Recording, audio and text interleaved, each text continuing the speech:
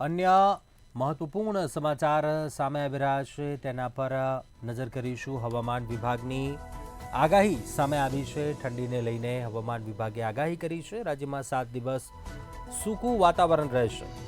રાજ્યના વાતાવરણને લઈને આગાહી। આગામી 3 દિવસ તાપમાન યથાવત રહેશે। 2 દિવસ બાદ તાપમાનમાં 2 ડિગ્રી ઘટાડો આવશે।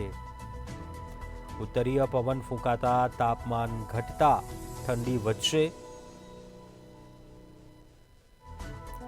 ત્યારે વડોદરામાં સૌથી ઓછું 13.6 ડિગ્રી તાપમાન નોંધાયું છે। વડોદરામાં ઓછું તાપમાન નોંધાયું છે, જ્યારે અમદાવાદમાં 16.1 અને ગાંધીનગરમાં 15.2 ડિગ્રી તાપમાન નોંધાયું છે। રાજ્યના મોટાભાગના જિલ્લાઓમાં 15 ડિગ્રી આસપાસ તાપમાન નોંધાયું છે। રાજ્ય પર વેસ્ટર્ન ડિસ્ટર્બન્સની અસર જોવા મળી છે। ઠંડીનો ચમકારો વધશે। હજુ હવામાન વિભાગે ઠંડીને લઈને આગાહી કરી છે। આવનારા 7 દિવસ સૂકું વાતાવરણ રહેશે રાજ્યમાં।